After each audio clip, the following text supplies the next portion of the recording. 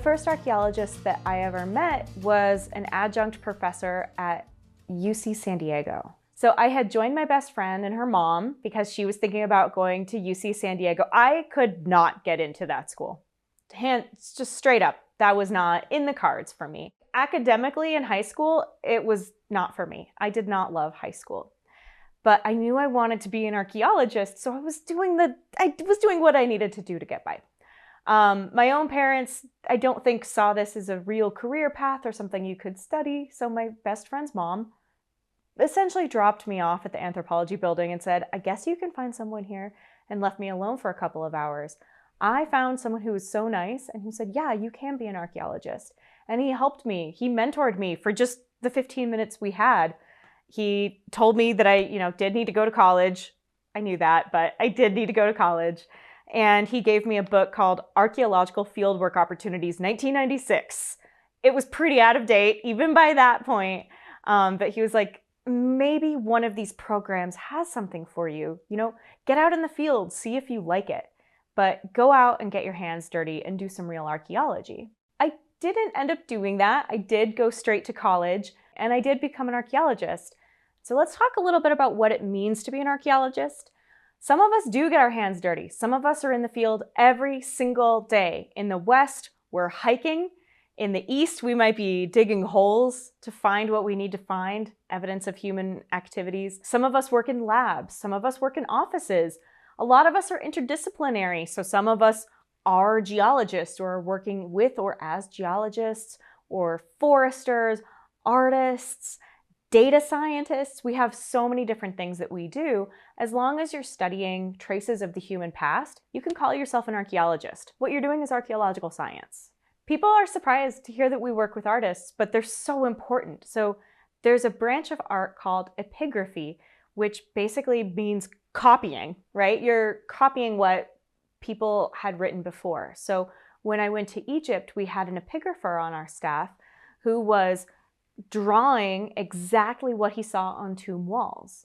Out here, you could translate that pretty easily to drawing exactly what you see on, Pueblo architecture. How were people making what they were making? We know that in Chaco, the size and the angularity and the structure and the layering of these, dry laid masonry, that's actually super important. It would have been really nice to have an epigrapher on my staff when I was doing my research this summer. Right now in archaeology, as a profession, we're facing a shortage of archaeologists. More and more people are coming to places like Utah to live, and that means that we need to create more and more stuff, whether that be solar farms or train lines, highways, and all of these things are going through the desert where maybe we haven't been before in the last few hundred years. You know who has been there before?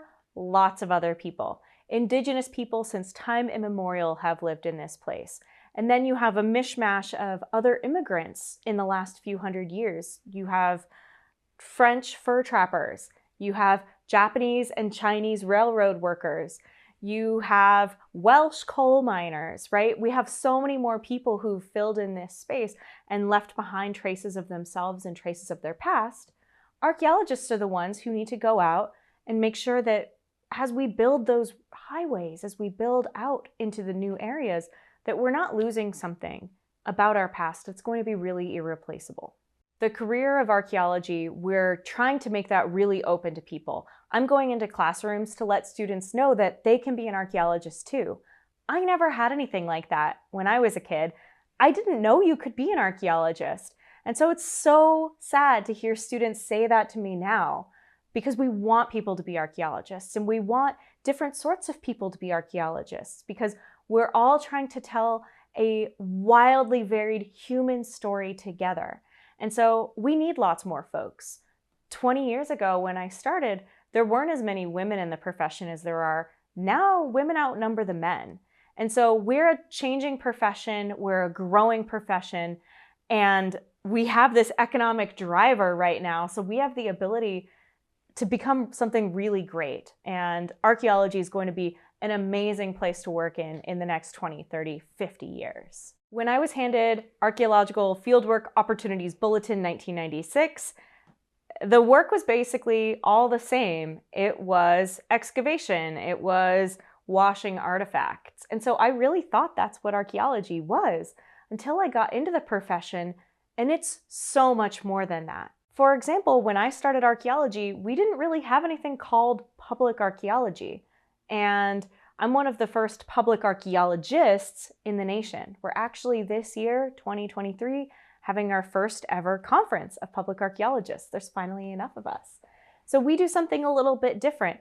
We specifically are looking at interpreting the past for the public. It's really important for the public to know what archaeology is. For too long, people assumed that if we didn't say anything about archaeological sites, no one would find them.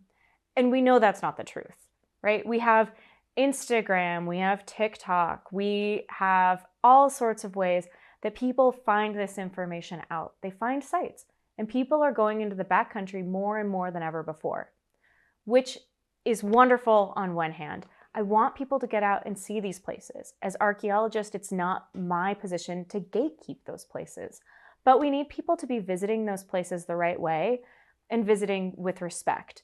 These are fragile places on the environment, and we're just not making any more archaeological sites. If somebody removes something from a site, that was a non-renewable resource. That will not grow right there again. And that, as we know, is data. And even small pieces of trash get chained together to weave a pattern of human experience. So everything is important, and we're having a real crisis in archaeology right now that things are walking away from sites. People are walking off trail and disturbing the soil that we're going to dig in.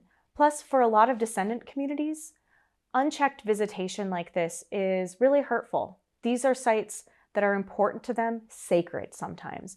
It's really harmful to descendant communities to behave this way on sites. So one of the things that I'm trying to do as public archaeologist is find a way that preserves these sites, but also gives people a better experience when they're visiting sites. So what I've noticed when people visit sites is that they walk onto a site and they expect something from it. They want to find something they've never seen before. They want a souvenir, a physical piece to take home with them. But they're not really sure why, what they want from that. And the fact is that from whatever is left on the ground, you're not going to learn a whole lot about what people were doing unless you are an archaeologist.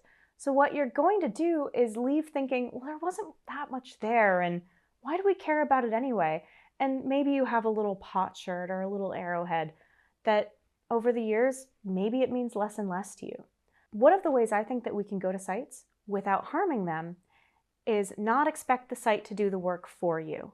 We're going to put in the work. So when you get to a site, you don't even need to leave the trail. Maybe you just take a deep breath and you look around and you listen and you feel the wind and you think about what the human experience would have been like in this place. Maybe you've done a little bit of reading beforehand and maybe you know a little bit about how people lived their lives, or maybe you haven't. Maybe you just reflect on how nice it is to be in this place at the same time as these physical remnants are. How amazing that is, that you are here for this one moment in time, and people were there back 1,000 years ago, 100 years ago, however long. Like, that's really an incredible experience. And I think it's one that if you're doing the work yourself, it's going to be more fulfilling to you. You'll have a better time, and it doesn't damage the site. Nothing is going to walk away from the site. You're not going to damage it. So you can leave that site knowing that you contributed to that site's continuing existence. You stewarded the land really well, and you became a part of history by not touching the history.